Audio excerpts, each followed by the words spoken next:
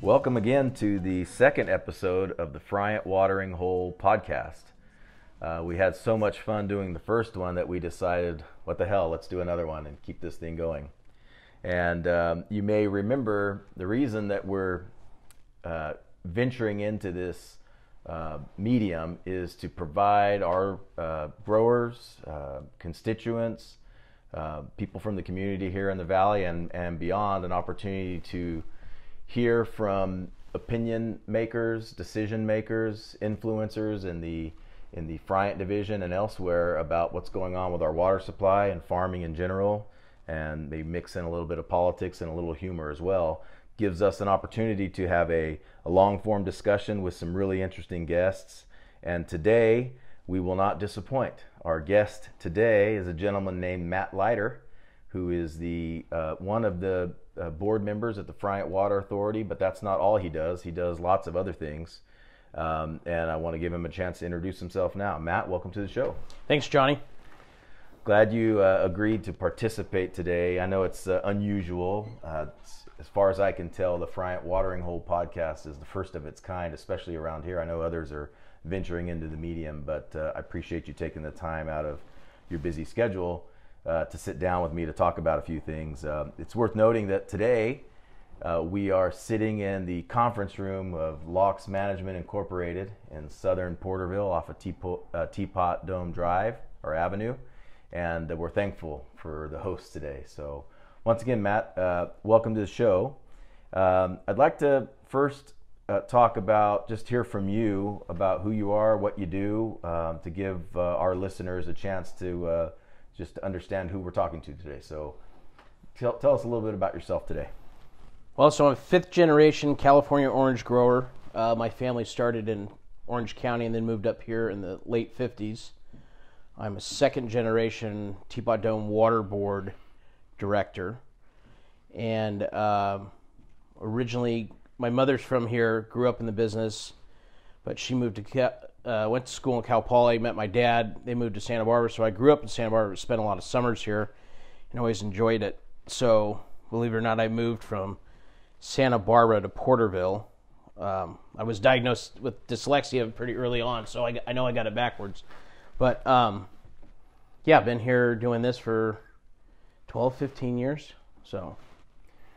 Yeah, it's an interesting life here in the Valley that most people outside of the Valley don't quite understand, but once they get to learn about it, they have a lot more respect for what happens here and how difficult it is just to make things work here. But farmers in the Valley are a very unique breed because they find a way to persevere, they find a way to adapt, and I'm sure it's no different here. So now you are, of all the board members at the Friant Water Authority, you're pretty unique in that, probably in many ways you're unique, but you're unique in that when I first met you, you were working directly in politics.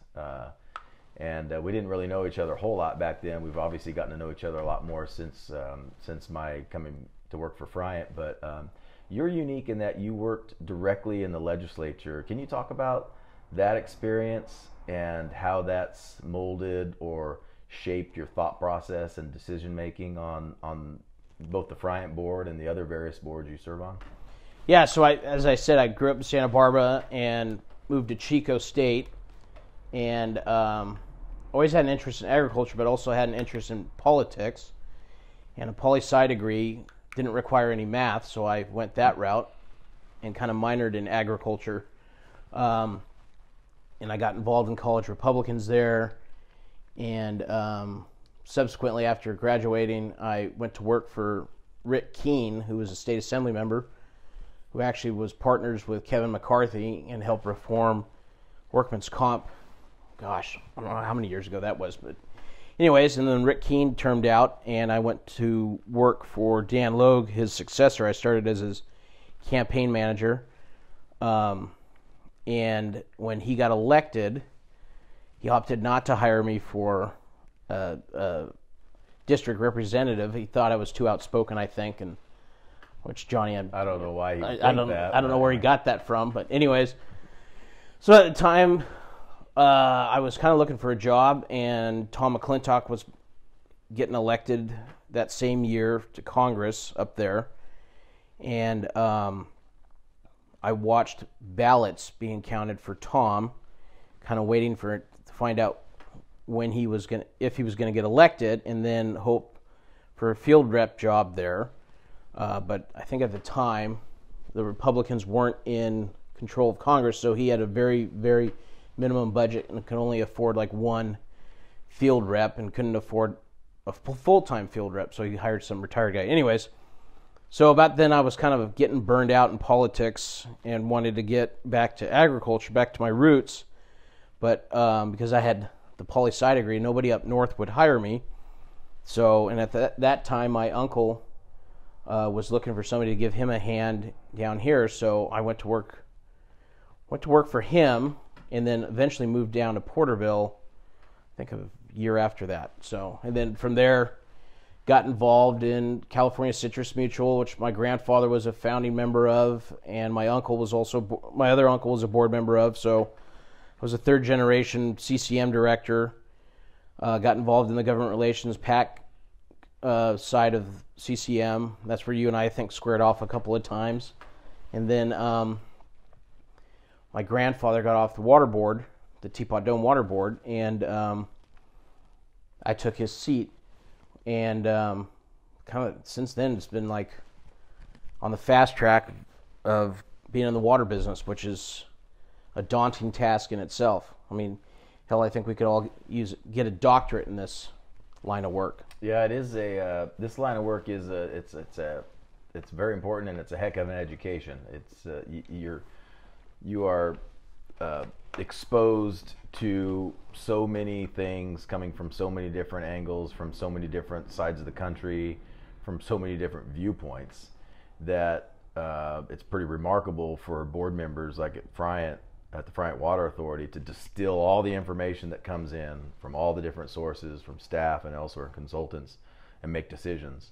But that's why you're there. And so I think the experience of, especially your experience in working with either candidates or running for office or elected officials, so much of what they do and the actions that they take or don't take in Sacramento or Washington affect day-to-day operations on your ranch or at water supply or water operations. And so, having the insight into how members of Congress or members of the legislature process things, or the way that they have to take so many inputs too from different constituencies and make decisions. So it's having that experience I think it's valuable just to know what the role of the elected officials, the process that they go through to come to make decisions. I mean, I think it's no real surprise that for the most part,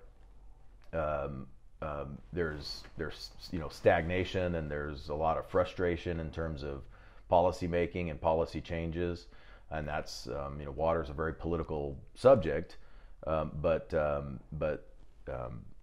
it gives you really some insight into how difficult it is for some of them to make decisions, because you make one decision here and it pisses off another group over there, and so it's easy for many elected officials just to say nope, I'm not going to make a decision, just because that's easier. But your job and my job and others at Friant is to advocate for those decisions and to push. And so I think that's a long way of saying having your experience, I think, is very valuable to the Friant Water Authority. Do you want to talk a little bit about recently the Teapot Dome, which is the district that you're elected to represent, and you represent them at the Friant Water Authority level. About a year ago, Teapot Dome changed from decided to join the Friant Water Authority. You want to walk through that process? I don't want to get maybe too far into the weeds here, but you want to walk through that process and so the listeners know kind of how you guys came about that decision. So we got the band back together. So when I got on the Friant or the Teapot Dome Water Board, we were members of South Valley Water Association, which came about during the big breakup of Friant Water Authority, which at the time I thought was a necessary thing to do. It kind of humbled everyone, and we could start over and rebuild. But as I sat on the board of Teapot, and just as the kid director, who was just trying to drench himself in as much information as he could, started going to the South Valley meetings and started going to Friant meetings. I saw the value that there was in the Friant Water Authority as opposed to the South Valley Water Association. But the problem was I was just one director, and the rest of the board was not old guys, but guys that had been in it for a long time and still had a lot of hard feelings. And I, advocated. I said, hey, maybe we should check this out, kick the tires. They didn't want to really do anything about it. I said, okay, that's fine. I'll go to all these meetings if I can and just kind of get that information. So then our then board president decided to step down as president, and he thought it was time for the younger generation to take over. And I looked at that as an opportunity to get more involved and find out, where our money as a home board water district was better spent. And I saw there's a value at Friant to be sitting at the table with the guys that are actually controlling the water. How much we're getting, what they're advocating at the state level and at the Fed level, because at the end of the day, if we don't have any water, we don't have any trees or row crops or anything.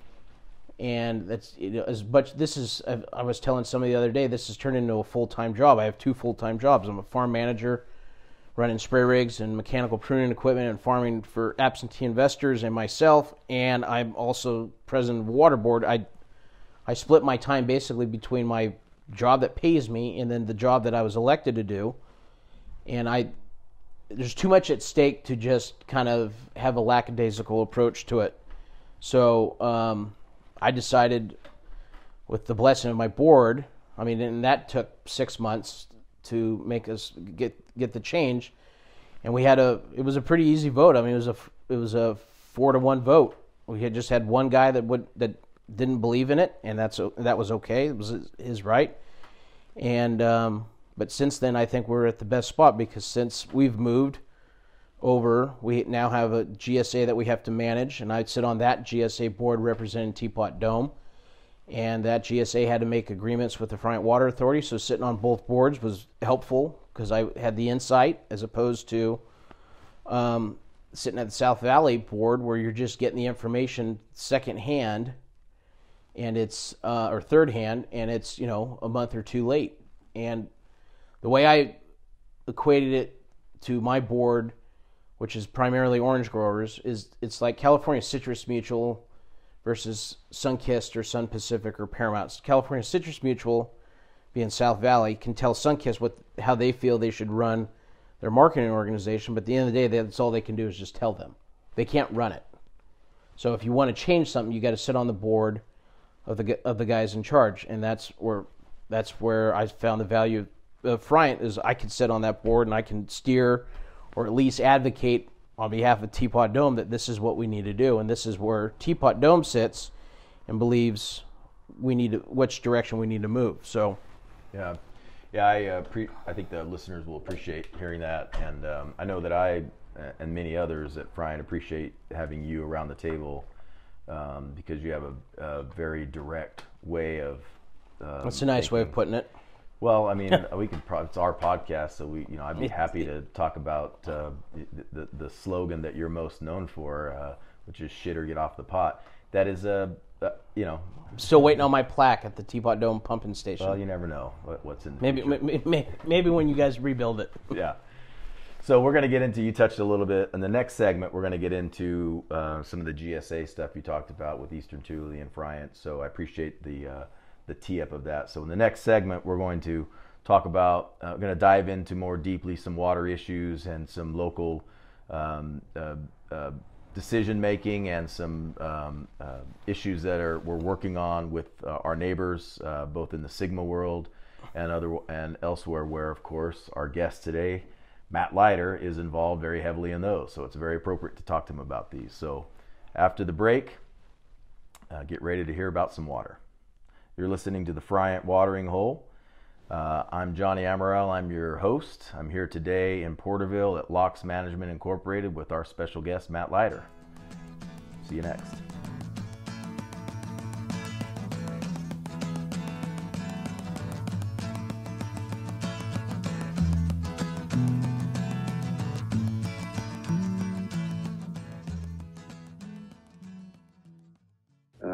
and that is starting with, look, the water shortages in this state are caused by policy decisions. The fact that the weather year is dry and there's not a lot of water, that's weather. But the fact that hundreds of thousands of prime farmland this year are going to be left fallowed or ripped out of the state, in this state be ripped out, and the farm-based communities in the state throughout that will be left with little to no clean drinking water, that is caused by policy decisions. That's a water availability issue, not just weather, okay? Because in the early 1900s, our elected leaders had a vision to keep farming and communities sustainable in the San Joaquin Valley, which is home to the most productive farmland in the world, and frankly feeds much of the world. Several public work projects were constructed then to overcome this water shortfall. And really what it was trying to stop was an overuse of groundwater. Groundwater has always been the backstop when we didn't have enough surface water. And so we've had to add surface water, and that was done with these facilities in the early 1900s. Now, the decisions from, frankly, Washington, D.C., the decisions from Sacramento over the past 30 years, these decisions about how water is managed has just turned this water system that was once the envy of the world into this confusing mess of regulations. And like the congressman pointed out, we used to be able to withstand 5 years of drought. In fact, we have the facilities in place right now to withstand 5 years of drought. But as it is, as we're being forced to manage the system today, can withstand about 1, maybe 2. So at some point, if common sense doesn't take over, this horrible reality is going to become a permanent future. And implementing sensible solutions are going to be too late. Why will they be too late? Because people are going to have to leave. Their farms are going to be gone permanently. And communities are going to have to turn to leave somewhere other than the San Joaquin Valley. So we've got to turn the ship. It's got to start with policies on how we operate existing water infrastructure. We need to operate existing water infrastructure better, and we need to build new water infrastructure where it's needed. You just heard some testimony provided recently to the members of Congress, a number of members of Congress, by Jason Phillips, the CEO of the Friant Water Authority. It's that time of year again when everybody starts thinking, everybody in D.C. and Sacramento starts thinking and talking about drought, why we're here, what's happening, how could it be this way. Sometimes the truth are very inconvenient truths for people who are in the decision making realm as it relates to water supply in California, because in many cases the solutions to these problems, to actually implement them, are not hard. Getting them passed and getting them through all the political objectives, that's what's difficult, and that's what's kind of plagued this area for the better part of 30 years. And so we're dealing with all that inertia now. For 20 years, there's been, for more than 20 years, there's been projects that have been discussed. Hand-wringing has taken place over it. There's been all kinds of discussion about building on-stream and off-stream reservoirs. These discussions have been going on for decades, yet nothing gets built. And then we wonder why, after 1 or 2 years of drought, the entire system is in a tailspin. And so again, the solutions are not difficult. It's the process and getting these things enacted that are. And so, Matt, I'd like to just hear from you. I think the listeners would like to hear from you about, and this could probably go on forever, but what about this system and this process of, you've got the legislative branch, the executive branch, you've got unelected boards and bureaus like the State Water Resources Control Board. What about this frustrates you the most? This water crisis. What about it frustrates you the most? I think what frustrates me the most is the government, whether it be the state or Fed, believing they know how to manage my water better than I do. I pay the bills for it. I pay for the conveyance. I do all the legwork, or I employ, the Friant Water Authority or whoever to run it. and on tight water years, because it does not rain sometimes and doesn't snow enough, and so we get short, we spin our wheels trying to reinvent this wheel. Meanwhile, the government is telling us we have to do a better job, but we're going to flush billions of gallons of water into what they think is an ecosystem, but in reality the delta is nothing more than a series of canals moving around islands for a bait fish that was introduced here 100 years ago. And so the downstream effect of that causes these hardships that we're in, and we're out there trying to save 3 or 4 smelt or whatever endangered species of the day it is, only to put them in a truck and move them to a place where they won't get sucked up by a pump. But the way the state operates and the way the Fed operates environmentally, it's not working. And they keep throwing money at it and keep throwing money at it and thinking and beating their heads against the wall. I don't even think they know they're beating their heads against the wall, thinking something's going to change, or we have to hold water at Lake Shasta for cold water for temperature control for fish that may or may not go up the river to spawn. It's ludicrous. Meanwhile, we're drying out here and we're employing millions of people and generating billions of dollars to the state economy, and all the while people in Los Angeles and San Francisco are telling me that I should stop farming almonds and citrus because it's water intense, but their swimming pool isn't water intense, their green grass isn't water intense, or we need to park this water so that they can fly over this area that looks like a bird refuge and they feel good about themselves. It's Victor Davis Hanson talks about it. Devin Nunes has talked about it. It's just there's an absolute disconnect between the coast, who generates just fake ideas and feel-good legislation, and all it does is affect us here in this valley that are, gas prices being $4. That doesn't bother them. They put 20 miles on their car maybe a week, whereas I put 300 miles on my truck every day, and that costs a lot. That costs a lot to fuel it. Or those green energy programs that we have, it doesn't bother them. They live on the coast where it doesn't get above 100 degrees, and if it does, it's for 3-4 days, and they can live through it.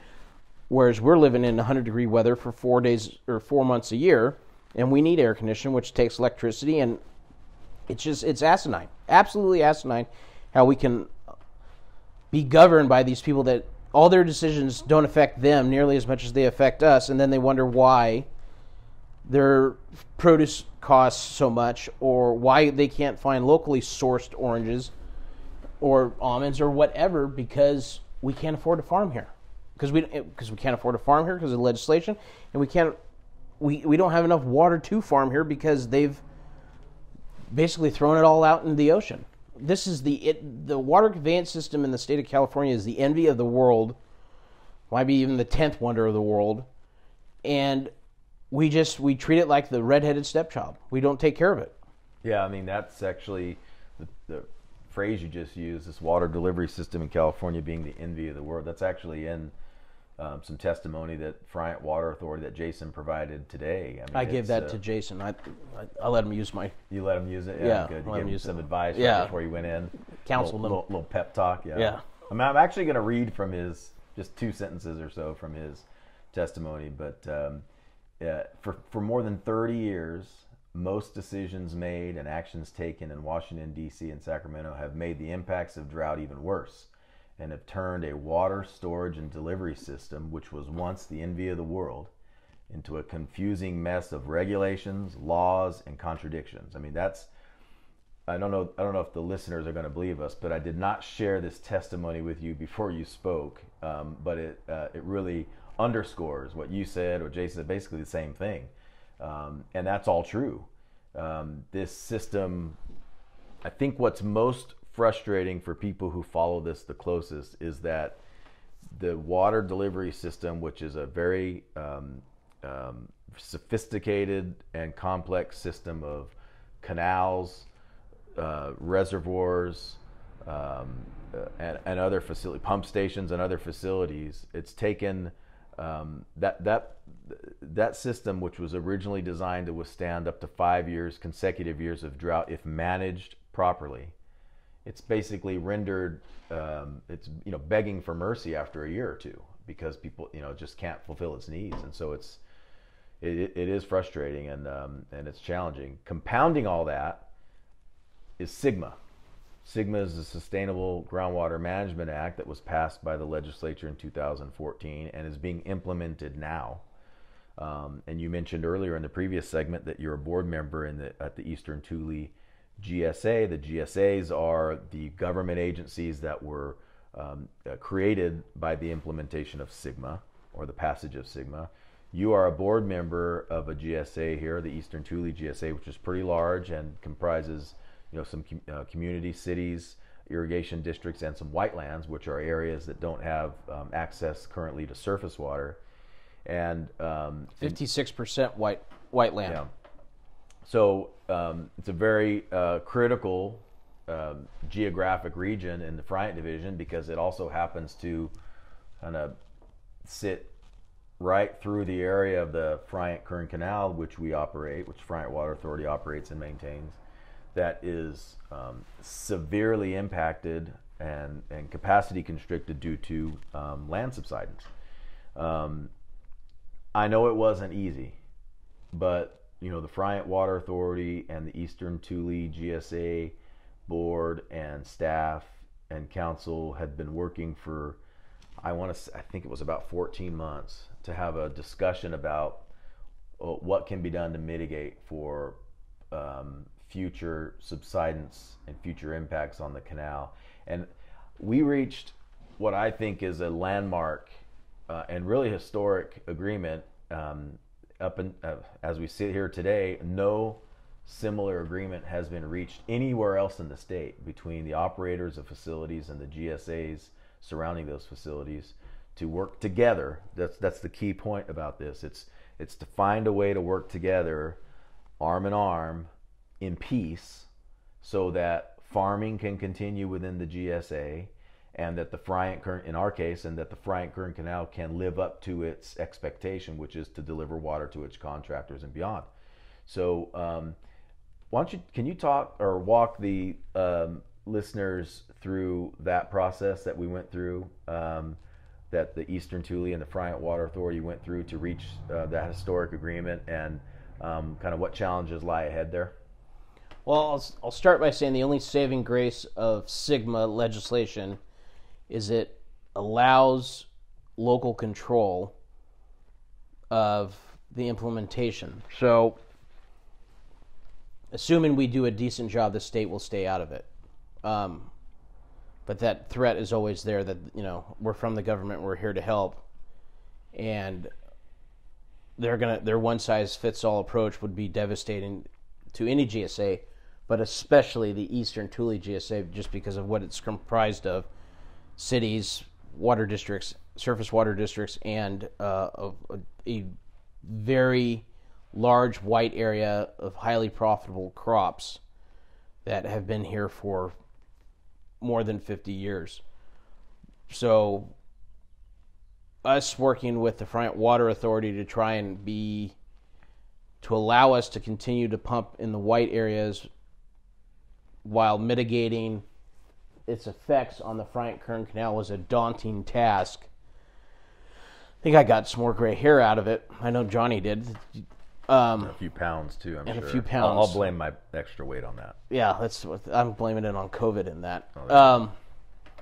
So it was trying to find the happy medium, considering the Friant Water Authority comprises of 5 counties, with operators that are above the pinch point and below the pinch point, was probably the most difficult portion of the negotiations. Eastern Tule GSA, bent over backwards, as did Friant Water Authority, and we were able to come to an agreement, but just being able to get everybody at the table to realize that, it's not going to be perfect for them.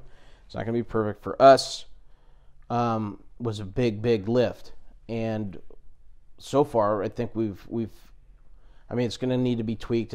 Everything needs to be tweaked. I mean, as I remind the constituents who call me every day complaining about something with the GSA, we invented this out of thin air. We were just given this basket case of parts and expected to build something out of it. Mm-hmm. So, yeah, that's a good point. Never been done. Nothing has ever. And you're asking a bunch of farmers, water district managers, all with certain interests, to think outside of their zone and think of what's going to be good for everybody. I mean, I'm a surface water grower, and I personally own 20 acres in the White area. So I wore multiple hats, and a lot of us wore multiple hats, and it's just been, I mean, we came to an agreement. We'll see if it works. Hopefully it does. I mean, I think the same spirit that helped reach the agreement will be the same spirit that helps make sure the agreement works. There are a lot of talented and thoughtful board members and district managers and staff who are dedicated to this. I mean, that's what a mutual agreement is. I mean, everybody buys in, and everybody has to be committed to the successful execution of the plan and the agreement. But as you rightfully pointed out, much like how challenging it was to reach an agreement, there's going to be challenges with executing the agreement. But I'm still at this point in awe of the fact that it got done. As I have conversations with water areas outside of the Friant division, with people, the staff and directors and other people outside of the Friant division, there's no discussion of this taking place anywhere else. Now, the government agencies love the idea that we were able to make this agreement. They think it's fantastic because then it takes something off their plate. They don't have to do it. Right. You want to talk about inertia. The bad, or the options for if a government agency gets involved and decides to tell you guys how you're going to arrest subsidence on the canal are all bad options, which is why reaching an agreement with Friant is good for us, and it's good for the government agencies, because they don't have to come in and try to do that, because they're, just like they do in the Delta, it would be one lever. They have one idea about how to do it, and that would probably be to shut off the overpumping. Yeah, that's not a workable solution for the valley. We were trying to keep this economic engine running, not shut it off, not starve it of gasoline. It's that's the difference between finding a mutual agreement that we can all live with together versus having the government or Big Brother come in and enforce it upon you. So as challenging as it was, Matt, it was worth it. Yeah, I mean, the alternative is worse. The collateral damage from the state coming in, I don't think everybody realizes. It would have been detrimental to Southeast Tulare County. I mean, just the tax basis alone. The communities of Terabella, like where I live, Ducor, City of Porterville. I mean, it would have shut it down. Yeah. No, I'm thankful for your role. Like you said earlier, you wear a lot of hats, and as we're just sitting here, I'm thinking about it between GSAs and Friant and commodity group boards. I mean, I don't know how it is you actually work, but well, I just text my employee right now who lost his clutch cable on his tractor. So it's and here I am interviewing. And here, it's podcast, not, and I'm tied up at the moment. I'm not helping. No. All right, well, we can end. Then let's end this segment here. That was a really good discussion, Matt. Thank you. I think the listeners will love hearing that. And when we come back, we're going to lighten things up a little bit. You're listening to the Friant Watering Hole. I'm Johnny Amaral. I'm your host. I'm sitting here today in Porterville with Matt Leider, our guest. See you on the turn.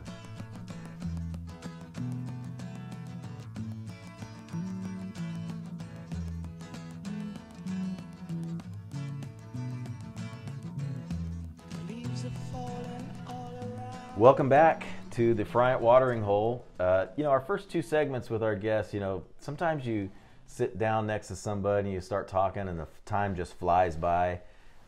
Many times when I've sat with our guest, Matt Leider, and started talking, the time flies by. Usually involves a few Michelob Ultras or some Kessler. Time just and then it stands still sometimes, and who knows what happens. But that was the case today. So the time just flew by. We went long on both our first two segments, so we're going to go in our last segment here right into one of my favorite parts of this podcast, which is, as I mentioned in the first episode, a complete and total ripoff of Norm Macdonald. Norm Macdonald is a famous actor and stand-up comedian, which is stand-up comedy is what he's most known for. And we're going to rip off some Norm Macdonald jokes. We're going to see how funny Matt Leider can really be. He thinks he's funny, but we're going to see if he can deliver some Norm Macdonald jokes. So I'm going to start, Matt, so you get a little flavor for what happens here. Remember, I'm just full credit where credit is due. These are Norm Macdonald jokes. I don't want to get busted for stealing somebody's jokes. These are Norm's jokes, and I'm sure, hopefully, if he ever listens, he'll be happy that we're using it. So I'll start. This is actually appropriate for today's day and age. The Blue Man Group has been forced by the government to hire an orange man and a purple woman. How fitting. Yeah, makes perfect sense. Okay, Matt, you're up. The man behind the voice of Tony the Tiger died at 64.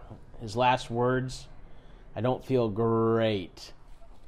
Well, you gave it a little there, but you probably could have given a little more. But since that was your first joke, we'll let that one slide right now. Pre-read that one. Here's the next one.